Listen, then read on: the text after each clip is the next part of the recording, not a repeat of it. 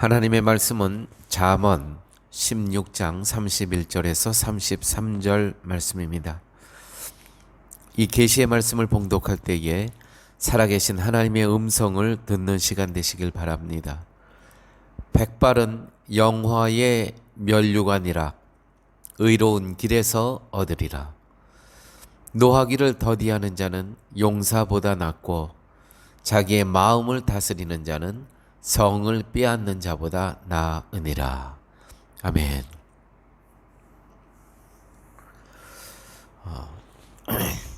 면류관이라는 이 단어, 승리자의 상징이고요, 우승한 사람의 표현이기도 합니다.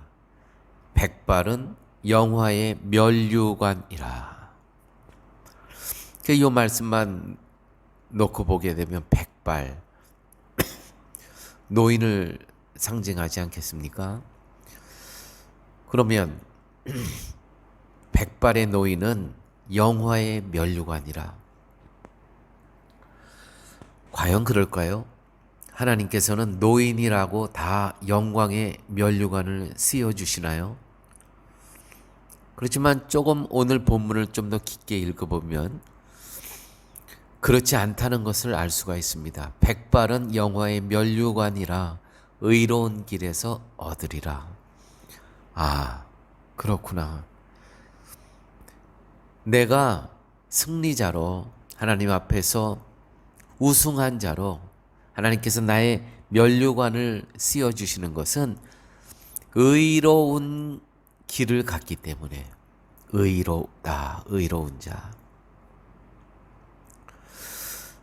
누가 의인입니까? 백발은 영화의 면류관이라 의로운 길에서 얻으리라. 의로운 길. 로마서 3장 10절에 보면 기록한 바 의인은 없나니 하나도 없으며, 이 말씀과 오늘의 말씀이 상충되시죠. 여기서 의로운 길에서 얻으리라. 그 영화의 면류관을. 그런데 의인은 없다고 합니다. 의인이 없는 게 맞습니다. 단지 그리스도의 십자가의 은혜로 의롭다 여겨주실 뿐입니다. 나는 절대로 의인이 아닙니다.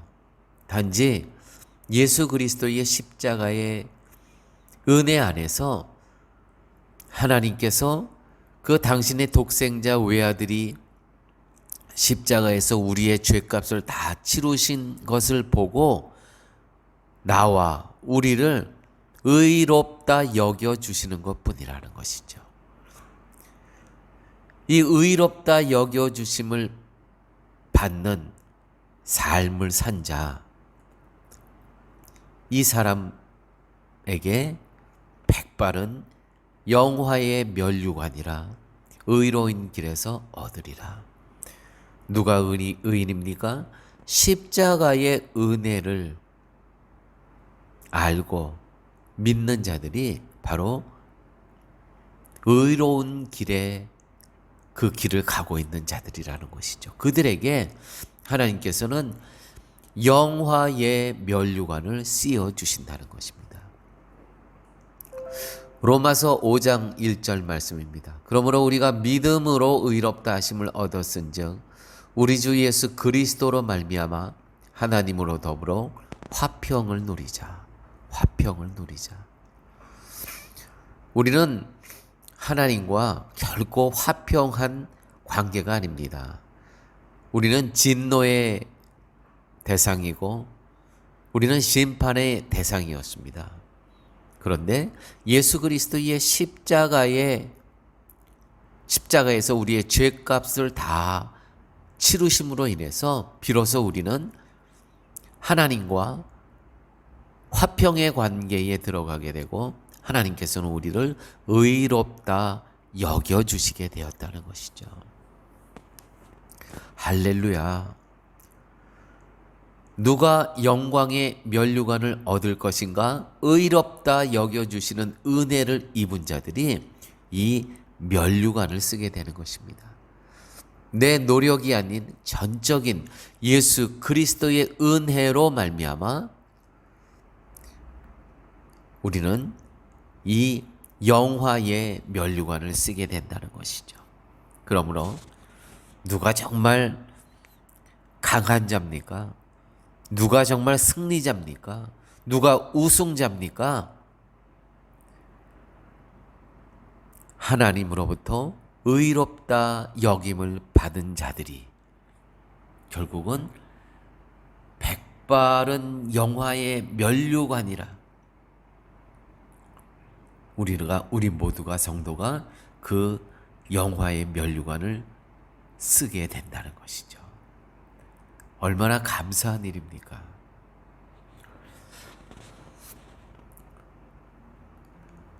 오늘 예배가 마치고 곧바로 이 설교가 마치고 곧바로 세례 예식을 갖습니다. 수영 형제가 오늘 세례를 받는데 어젯밤에 저에게 이런 카톡 문자 메시지를 보내왔습니다. 목사님, 자꾸 눈물이 나네요. 제가 그 카톡 메시지를 보고 조금 놀랐습니다. 제가 예전에 정말 예수님을 인격적으로 만났을 때 그렇게 눈물이 나오는 거예요. 그 운전을 할 수가 없어가지고 이렇게 갓길로 세워놓고 한참을 울다가 이게 뭐 슬퍼서 우는 게 전혀 아니죠. 이제 만난 예수님이 그렇게 울게 하시더라고요. 근데 수영 형제가 똑같은 이야기를 하는 것을 듣게 되었습니다. 여러분, 인생의 진정한 승리자는 연령의 나이에 구애받지 않습니다.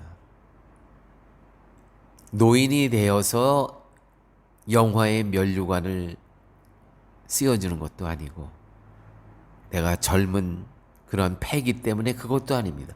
의롭다 여김을 받은 자들이 의의 면류관을 쓰고 결국은 하나님 보시기에 가장 아름답고 가장 뛰어나고 가장 존귀한 하나님의 자녀들에게 쓰여주는 의의 면류관을 쓸 수 있다는 것이죠. 오늘 말씀 가운데 32절에 이렇게 말씀을 하고 있습니다. 노하기를 더디하는 자는 용사보다 낫고. 누가 강한 자입니까? 용사가 강한 자입니까? 성경은 그렇게 얘기하지 않고요. 노하기를 더디하는 자가 용사보다 낫고, 누가 강한 자냐면 노하기를 더디하는 자가 진정한 우승자고 승리자라는 얘기예요. 국제신경학회라는 곳이 있는데 거기에 발행되는 그 학회지에 한 연구 논문이 실렸습니다. 내용은 이런 겁니다. 뇌졸중 환자, 이 머리에 핏줄이 터져가지고 중풍도 걸리고 반신불수가 되는 그러한 그 뇌졸중 환자 중 상당수가 이 뇌출혈이 있기 전에, 뇌졸중 전에 2시간 전에 크게 화난 일들이 있었다는 거예요. 대부분이. 그러니까 이 화를 낸다는 게 얼마나 치명적인 일입니까? 그것뿐만이 아니라 심장병도요. 화를 내면 심장병에 걸릴 수 있는 그 확률이 보통 사람보다 5배가 증가가 된답니다. 결국 노함은 하나님께서 우리에게 주신 수명을 단축한다는 것이죠. 하나님께서 생명을 주셨는데 하나님의 계획 가운데, 근데 그거를 스스로 단축한다는 거예요. 이거는 불순종입니다. 그렇죠? 화는, 분노는 불순종입니다.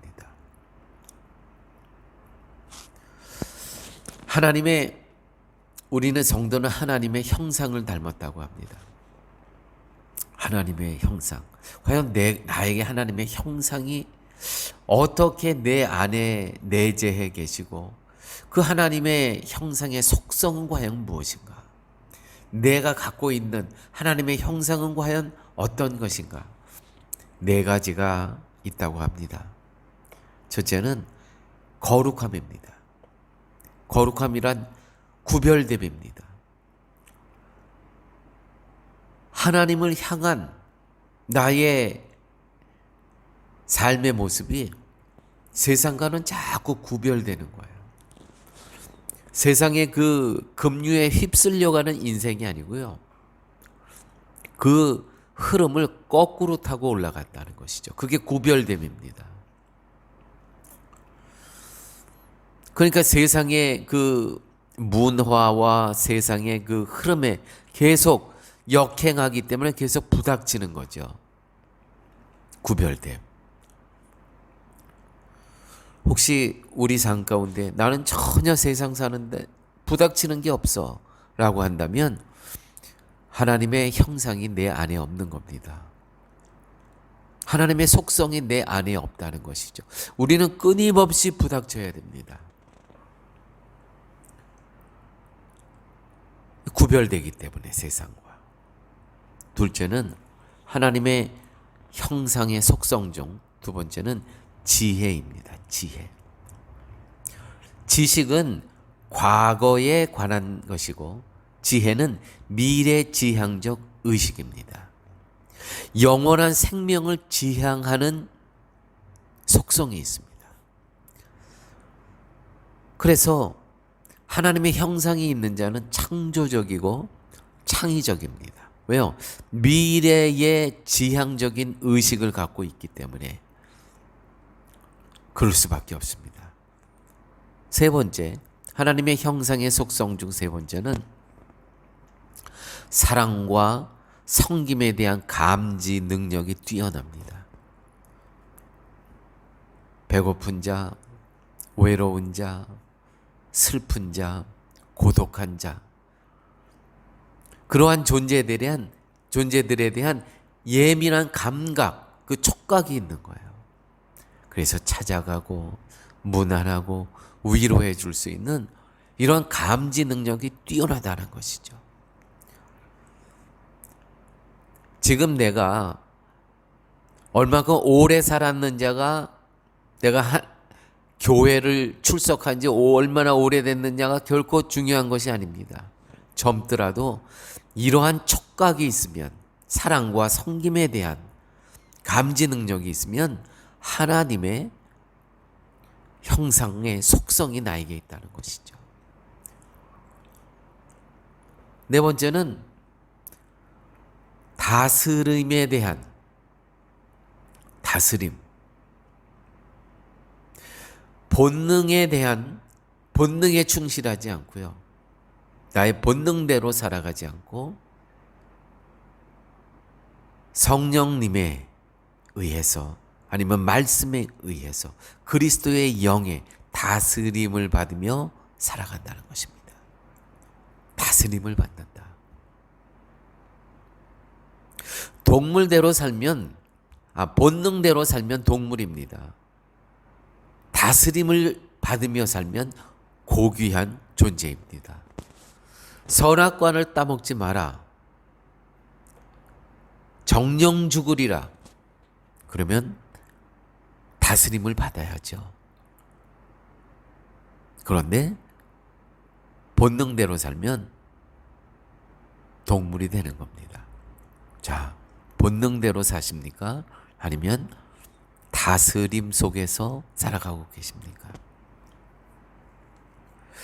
이 화라는 것은 다시 노하기를 더디하는 자는 용사보다 낫고, 내가 옳고 네가 그르다는 의식에서 화를 냅니다.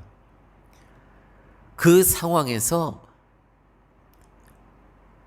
한 번 더 생각해 봐야 되는데 생각하지 않고 나는 옳고 내가 그르다는 의식에서 화를 벌컥 냅니다.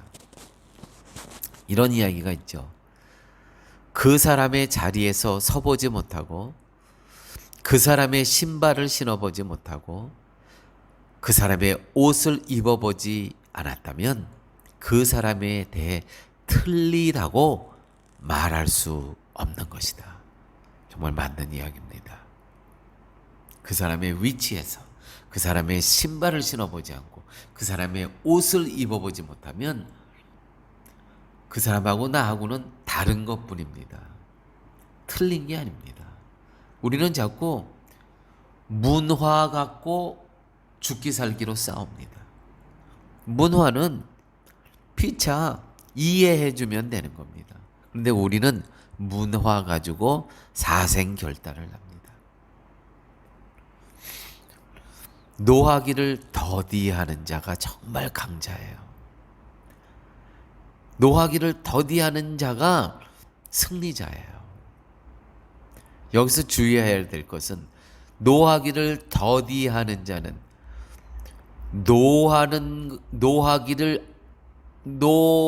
화를 내지 않는 것이 아니라 더디하는 자. 다시 말해서 노함도 있을 수 있다는 얘기죠. 예수님도 성전에 올라가서 이 소 파는 자, 또 비둘기 파는 자, 환전상들을 보고 다 들러엎으시잖아요. 정말 거룩한 분노가 일어났죠.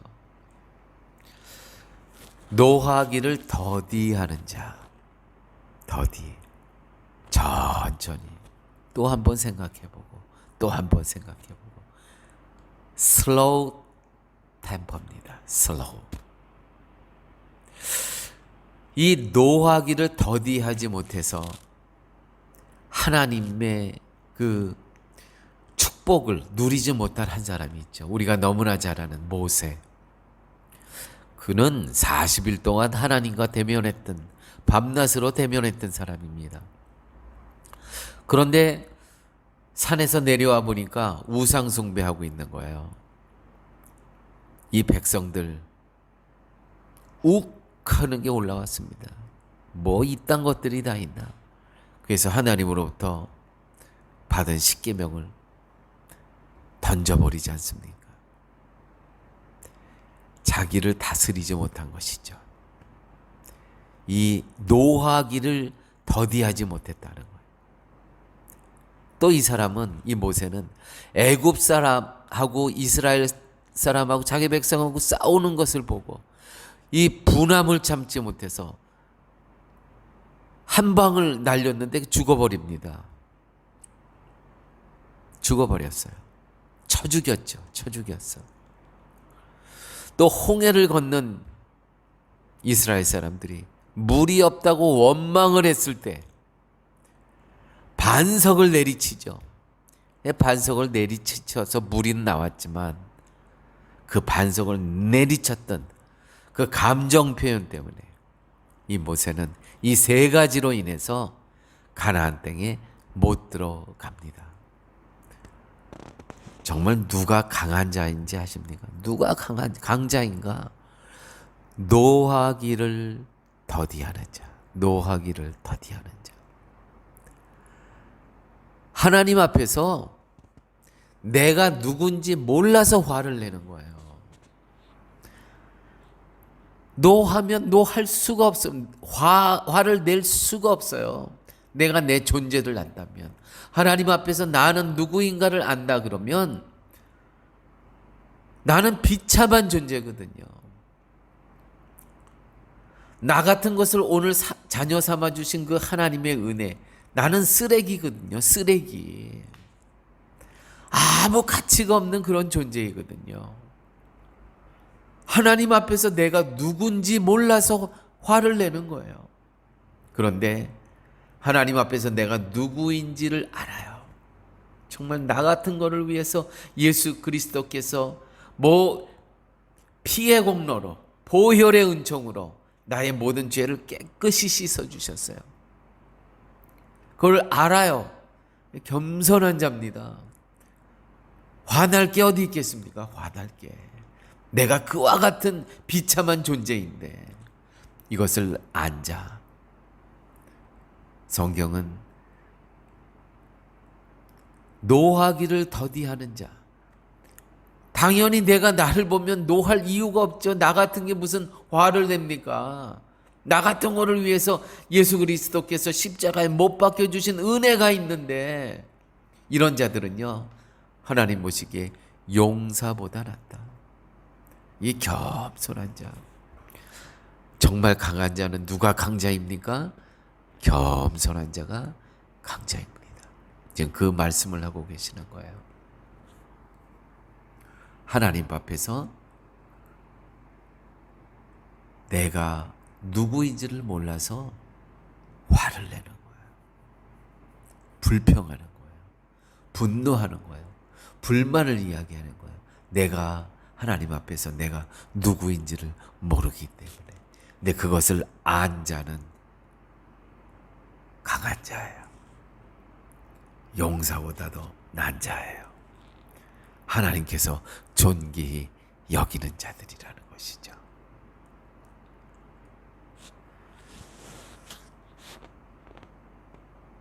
오늘 말씀은 계속 이어지고 있습니다. 자기의 마음을 다스리는 자는 성을 빼앗는 자보다 나으니라. 자, 또 한번 누가 강한 자입니까? 누가 승리자예요? 자기의 마음을 다스릴 수 있는 자는 성을 빼앗는 자보다, 용사보다 나으니라. 나의 의를, 나의 나됨을 말씀 앞에서 철저히 깨닫는 자가 하나님 보시기에는 정말 존귀한 자라는 것이죠. 이렇게 산 사람이 있었습니다. 늘 자기 자신을 다스리면서 한순간도 풀어지지 않고 자신에게 엄격했던 그런 존재가 있었습니다. 그 사람의 이름은 사도 바울입니다. 로마서 7장 24절 말씀입니다. 오라 나는 공고한 사람이로다. 비참한 사람이로다. 이 사망의 몸에서 누가 나를 건져내랴. 이 고백이 내가 1년 전에 했다고 더 이상 거기서 끝나는 것이 아니고요. 매일매일 이 고백을 하는 거야. 오라 나는 공고한 사람이로다. 이 사망의 몸에서 누가 나를 건져내랴. 오직 십자가의 은혜로만 존재할 수 있다는 것이죠. 나의 나됨을 너무나 잘하는 거예요. 오라 나는 공고한 비참한 사람이로다. 사도 바울은 또 고린도전서 9장 27절에 내가 내 몸을 쳐 복종하게 하면, 말씀의 거울 앞에서 계속해서 옷깃을 여미는 겁니다. 그래서 우리는 정말 매일매일 말씀과 이 경건의 훈련을 해야 되는 거예요. 말씀 읽고 묵상하고 기도하고 하나님과 대면하고, 이 경건의 훈련. 내가 내 몸을 쳐 복종하게 하면 내가 남에게 전파한 후에 자기가 도리어 버림이 될까 두려워하미로다. 이런 겸손함이 우리에게 필요한 겁니다. 갈라디아서 2장 20절 말씀, 내가 그리스도와 함께 십자가에 못 박혔나니 그런즉 이제는 내가 산 것이 아니요 내 안에 그리스도께서 사신 것이라. 나는 이제 죽었다는 겁니다. 나는 죽은 존재입니다. 내 안에 그리스도가 사셨습니다. 바로 이것이 세례입니다. 이것이.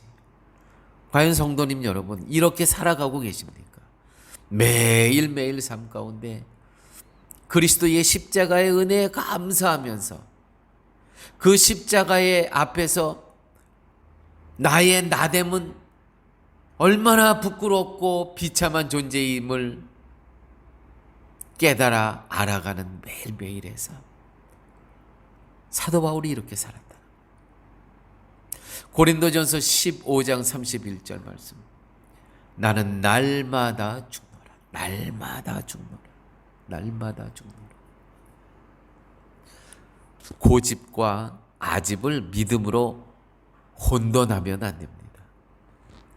너무나 많은 성도라고 하는 분들이 자기 고집과 아집, 그것을 자존심을 믿음으로 착각, 혼돈하고 살아요. 정말 그것이 믿음이 아닌 고집과 아집과 어떤 편견이고 그런 거면 그건 빨리 쓰레기통에 버려야 되는 거예요. 그게 믿음이 아니라니까는요. 그런데 우리가 싸우는 것은 무엇 갖고 싸우냐면은 신앙 때문에 싸우는 거예요. 신앙은요, 우리가 정말 목숨을 걸고 지켜야 되죠. 신앙을 잘 요약되어 있는 게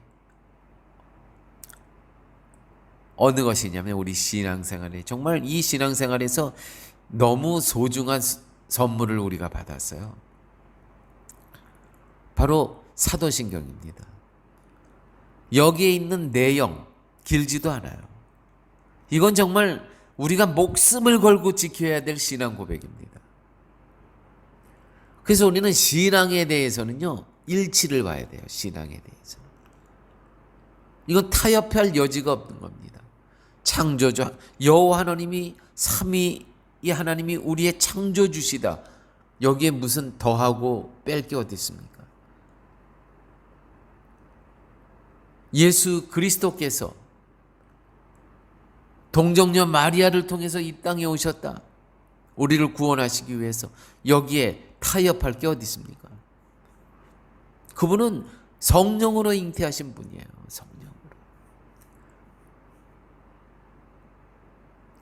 남녀의 관계로 태어났다면 그분도 죄인이죠. 죄 가운데 태어난 사람이죠. 아담의 후예가 되는 것이죠. 그런데 그분은 죄 없는 분으로 이 땅에 오셨기 때문에 우리의 모든 죄를 감당하시고 우리를 용서해 주실 수 있었던 것이죠. 여기에 타협할 게 어디 있습니까? 나를 믿는 자는 죽어도 살 것고 무릇 살아서 나를 믿는 자는 영원히 죽지 아니하리라. 내가 이것을 믿느냐? 아멘이죠. 부활 없는 기독교가 어떻게 존재할 수 있겠습니까? 그분이 부활하셨기에 우리에게 영생이 있는 거 아닙니까? 영생을 허락하신 거 아닙니까? 여기에 타협할 게 어디 있어요? 이러한 신앙에 대해서는 타협하면 안 되죠. 그런데 신학은 얼마든지 피차 이해해 줄 수 있는 거예요. 이해해 줄 수 있는 거예요. 꼭 물성에 들어갔다 나야만 침례가 돼서 구원을 얻는다. 우리처럼 머리에 약식으로 물을 뿌리는 것으로는 구원을 못 받는다. 아니죠. 이런 것이야말로 이게 신학입니다. 문화입니다. 피차 이해해주면 되는 겁니다. 그런데 우리는 이것 때문에 피 터지게 생사를 걸고 싸웁니다. 누구는 손 들고 찬양합니다. 누구는 손 내리고 찬양합니다. 이것 때문에 또 싸워요? 그 밖에 모든 거에 대해서는 자유를. 사랑하는 성도님 여러분, 정말 이렇게 사신 분이 계십니다. 이와 같이. 바로 예수 그리스도께서 이와 같이 사셨습니다. 그 십자가에 그 고통받을 것을 다 알면서 그 마지막 밤을 하나님 앞에서 정말 씨름하시잖아요. 그 땀방울에 피가 섞여 나올 정도로 그렇게 하나님과 독대하시잖아요. 그러면서 하나님의 뜻을 하나님과 일치가 된다는 것이죠. 하나님의 뜻을 깨달았다는 것은 하나님과 일치가 되었다는 것이죠. 그러므로 사랑하는 성도님 여러분, 또한 오늘 세례를 받는 성도님, 우리의 나머지 삶 가운데 신앙에 대해서는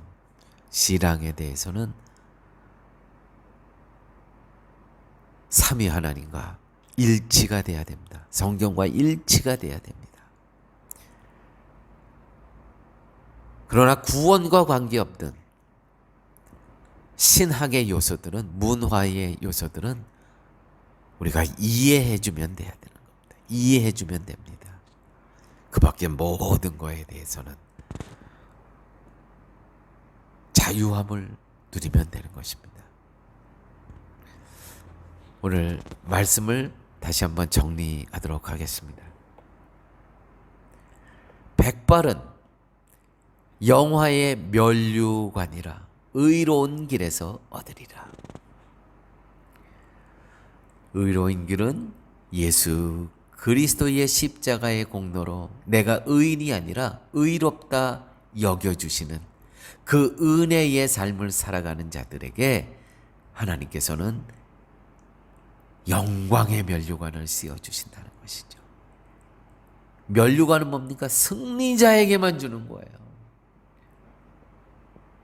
우리를 이긴 자, 승리자로, 사단의 권세를 이긴 자로 여겨주신다는 것이죠. 두 번째, 하나님 앞에서 내가 누군지를 안다면 화낼 이유가 아무것도 없는 겁니다. 아니, 내가 쓰레기인데 내가 깨끗하다고 어떻게 화를 낼 수가 있겠습니까? 하나님 앞에서 내가 누구인지를 아는 자들은 정말 하나님 보시기에는 승리자입니다. 면류관을 씌워줘야 될 존재라는 것이죠. 늘 그리스도의 십자가의 은혜 안에서 주께서 베풀어 주신 그 은혜에 감사하면서 겸손한 자로 살아갈 때 하나님께서는 이긴 자로 여겨주시고 의의 면류관, 영광의 면류관을 씌워주신다는 것이죠. 세 번째는 자기의 마음을 다스리는 자, 늘 오라 나는 비참한 존재로다. 이 사망의 몸에서 누가 나를 건져내랴. 예수 그리스도밖에 없다는 것이죠. 그분과 함께 살아가는 삶, 그러므로 항상 기쁘고 쉬지 않고 그분과 교제하면서 범사에 감사하며 살아갈 수 있는 삶을 살아갈 수 있다는 것이죠. 내가 그리스도와 함께 십자가에 못 박혔나니 이제는 내가 산 것이 아니요 내 안에 그리스도께서 사신 것이라. 할렐루야. 나는 날마다 죽노라. 그래요. 내 자아는, 내 욕망은 매일매일 죽습니다. 죽으면서 그리스도가 내 안에 왕성하게 일어나시는 것이죠. 얼마나 복된 인생입니까? 아무쪼록 의롭다 여겨주시는 이 은혜 안에서 이긴 자로, 승리자로 하나님께서 씌워주는 그 면류관을 늘 기억하면서 이 땅의 삶 승리자로 살아가시기를 예수님의 이름으로 축원드립니다. 아멘. 아버지 하나님 감사합니다. 오늘 말씀을 통해서 누가 진정 승리자고 이긴 자로서 하나님께서 의의 면류관을 씌워주시는 것을 깨닫게 하여 주심을 감사합니다. 늘 나머지 인생 그리스도의 십자가의 은혜 안에서 내가 그리스도와 함께 십자가에 못 박혔나니 그런즉 이제는 내가 산 것이 아니요 내 안에 그리스도께서 사신 것이라. 이 고백과 찬양이 있는 삶을 살아갈 수 있도록 주님 함께하여 주옵소서. 예수님 이름으로 기도드렸습니다. 아멘.